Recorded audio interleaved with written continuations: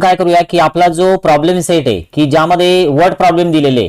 आता word problem मध्ये नेमके कोणते प्रॉब्लेम तुम्हाला दिसतात स्क्रीनवर तर ते एकदा नक्की बघून घ्या. यामध्ये 6.2 आहे म्हणजे ट्रिग्नोमेट्री नावाचा आपला चॅप्टर त्रिकोणमिती. तर यामध्ये सुरुवातीला जो फर्स्ट नंबरचा क्वेश्चन आहे तर तो सुरुवातीला आपण रीड करूया. बघा काय दिलेलं आहे. A person is standing at a distance of 80 metre from a church looking at its top. म्हणजे एक मनुष्य की जो चर्च पासून 80 मीटर एवढ्या डिस्टन्सवर उभा आहे. एक्झाम्पल लक्षात घ्या की एक जो व्यक्ती आहे तर तो चर्च पासून 80 मीटर एवढ्या डिस्टन्सवर उभा आहे. आता बघा आपण जर डायग्राम जर काढली तर डायग्राम नेमकी कशी बनणार आहे तर त्याकडे थोडं फोकस करायचंय तुम्हाला. समजा या ठिकाणी एक पर्सन आहे, याला ए नाव देऊ आपण, ठीक आहे. आणि तो एका चर्च पासून 80 मीटर म्हणजे 80 मीटर एवढ्या डिस्टन्सवर तो उभा आहे असं आपण इमॅजिन करूया. ओके, हा व्यक्ती आहे आणि हे इकडचं जे मी काढलंय तर याला चर्च तुम्ही इमॅजिन करू शकता. तर हा BC is a height of church आणि जो व्यक्ती आहे तर तो या चर्च पासून 80 मीटर एवढ्या डिस्टन्सवर आहे. तर असं आपल्याला दिलेलं आहे. ओके, आता अजून नेमकं एक्झाम्पल मध्ये काय दिलेलं आहे तर ते सविस्तर बघा. अजून समोर काय दिलेलं आहे बघा. The angle of elevation is 45 degree. म्हणजे ज्यावेळेस तो चर्चकडे पाहतोय तर त्याचा अँगल ऑफ एलिव्हेशन जे तर ते 45 डिग्रीचं बनतं. तर find the height of church म्हणजे चर्चची हाईट फाइंड आउट करायची. तर बघा ज्यावेळेस तो वर पाहणार म्हणजे चर्चच्या टोकाकडे म्हणजे या सी पॉइंटकडे पाहणार आहे तो, तर त्यावेळेस तो जो अँगल बनतो तर तो अँगल 45 डिग्रीचा बनतो असं दिलेलं आहे आपल्याला. मग आता हे इकडे पाहताना हा इथला जो अँगल बनेल ए अँगल तर हा अँगल बनणार आहे 45 डिग्री. ओके, आणि चर्च हे परपेंडिक्युलर असते जमिनीला. तर हे तुम्हाला लक्षात ठेवायचंय. तर आता ही जी डायग्राम आपण काढली तर ही डायग्राम आपण काढत असताना काय काय घेतलं तर यामध्ये जो बीसी आहे तर बीसी आहे हाईट ऑफ चर्च. ओके, मग आता या ठिकाणी आपण लिहूया let BC is height of church. Okay, BC is a height of church. आता बीसी जी आहे तर ती हाईट आहे चर्चची. बट अजून आपल्याला नेमकं काय काय विचारलेलं आहे तर ते लक्षात घ्या. जे डिस्टन्स आहे चर्च पासून त्या माणसाचं तर ते आपल्याला दिलेलं आहे किती आहे 80. मग हे 9 आपण जे डिस्टन्स आहे चर्च पासूनचं तर ते एबी डिस्टन्स घेऊया. एबी इज इक्वल टू किती मीटर दिलेलं आहे तर 80 मीटर दिलेलं आहे. हे गिव्हन आहे आपल्याला आणि आपल्याला चर्चची हाईट काढायची म्हणजे बीसी ची लेंथ काढायची आपल्याला. तर बघा ट्रायंगल एबीसी जो आहे ट्रायंगल एबीसी इज कोणता ट्रायंगल येतो yes right angle triangle. Right angle triangle triangle ABC जो आहे तर तो राईट अँगल ट्रायंगल आहे. तर हे आपण सहज त्या ठिकाणी मांडू शकतो. आता नेक्स्ट आपल्याला काय करायचं तर आपल्याला टॅन ए फाइंड आउट करायचा. आता टॅन ए म्हणजे नेमका काय असतो तर टॅन ए म्हणजे यामध्ये एच्या आपल्याला समोरची म्हणजे अपोजिट साइड घ्यावं लागत असते म्हणजे बीसी आणि सोबतच याची लगतची म्हणजे ऍडजस्टंट साइड घ्यावं लागत असते म्हणजे एबी. तर हे असं टॅन ए ची व्हॅल्यू असते. टॅन ए म्हणजे opposite side upon adjacent side. आता टॅन ए तर या ठिकाणी आपल्याला लिहावं लागेल टॅन 45 कारण ए ची किंमत आपल्याला 45 डिग्री दिलेली आहे. बीसी की जी आपल्याला कॅल्क्युलेट करायची आणि एबी जो आहे तर तो 80 दिलेला आहे आपल्याला. आता जो टॅन 45 आहे तर त्याची व्हॅल्यू जर का आपण पाहिली टेबलमध्ये मागच्या पेजवर टेबल आहे तर त्याची व्हॅल्यू असते 1. ओके 1 आणि समोर काय येणार तर समोर येणार बीसी अपॉन 80. आता 80 ला जर का आपण या साईडला घेतलं तर बीसी ची व्हॅल्यू डायरेक्ट मिळते आपल्याला BC is equal to 80 metre. म्हणजे जे चर्च आहे तर ते चर्च किती मीटर हाईट वाला आहे तर त्या चर्चची जी हाईट आहे तर ती आहे मित्रांनो 80 मीटर. तर हे झालं फर्स्ट एक्झाम्पल यामधलं या प्रॅक्टिस सेट मधलं. आता अजून आपल्याला नेमकं काय दिलेलं या प्रॅक्टिस सेट मध्ये तर ते बघा.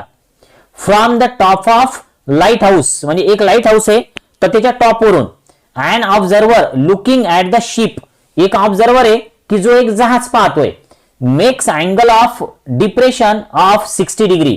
तर हे एक्झाम्पल नेमकं लक्षात घ्या कसं येतं.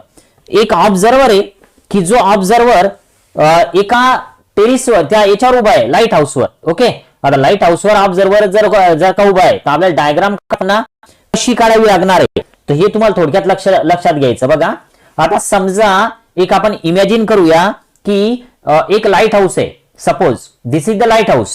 Okay, so AB is called as a lighthouse. आता जो समजा जे काय समजा शिप आहे म्हणजे जे काय जहाज आहे तर ते समुद्रामध्ये तर समजा सी या पॉइंटला जहाज आहे. ओके, आणि तो समुद्रामध्ये पाहतोय म्हटल्यानंतर त्याला खाली बघावं लागेल.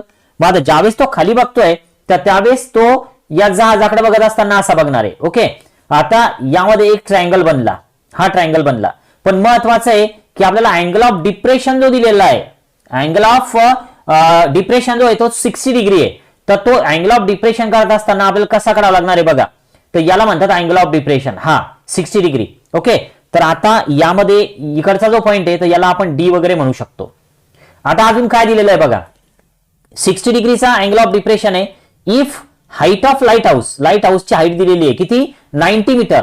मला इकडे मी 90 मीटर लिहितोय. ओके, 90 मीटर. आणि आता find the how far the ship from the light house, म्हणजे या शिपचं म्हणजे सी पॉइंटचं आणि बी पॉइंटचं डिस्टन्स किती आहे तर ते आपल्याला फाइंड आउट करायचं. ओके, तर आता यामध्ये या डायग्राम मध्ये आपल्याला लिहित असताना काय करावं लागेल बघा. लेट एबी जे AB is, okay, AB is height of light house. आता लाईट हाऊस मीन्स काय, तर हे परत एकदा सांगतोय.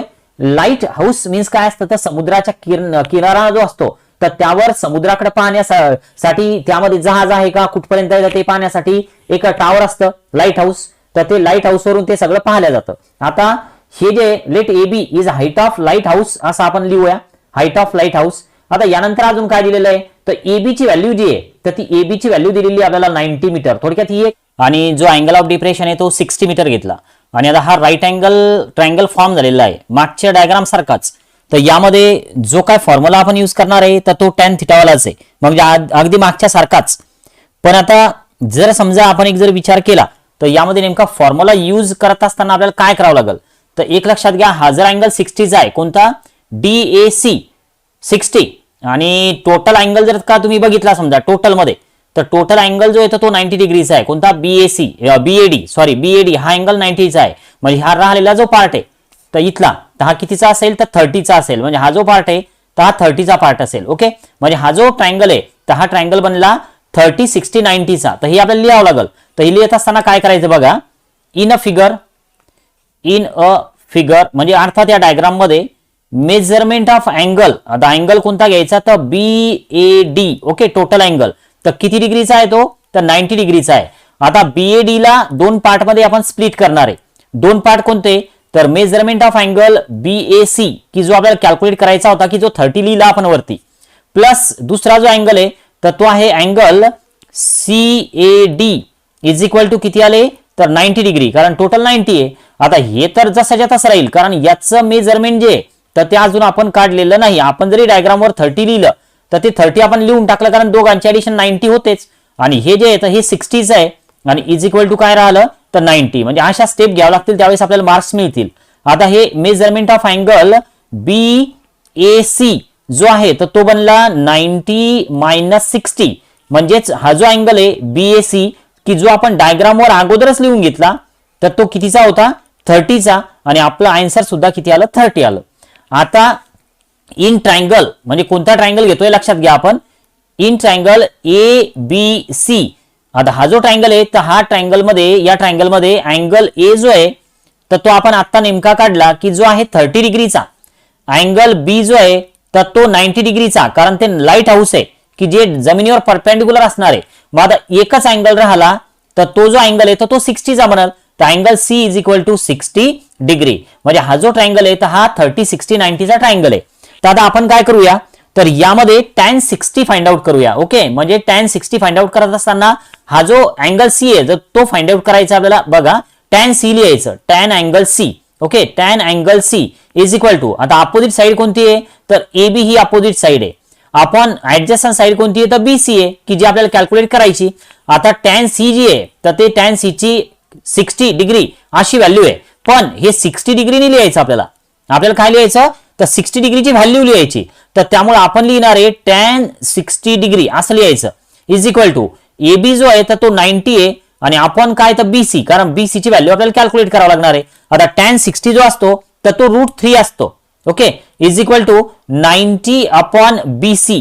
आता जर समजा आपण याला BC ला जर या साईडला घेतलं तर आपल्याला मिळणार BC is equal to 90 upon √3. आता या एक्झाम्पल मध्ये √3 ची व्हॅल्यू दिलेली दिसते वर बघा, ही √3 ची व्हॅल्यू. हे 3 जरी दिसत असलं तर हे √3 आहे. मग आता √3 ची व्हॅल्यू आपण जर का पुट केली तर ती आपल्याला सहज मिळते.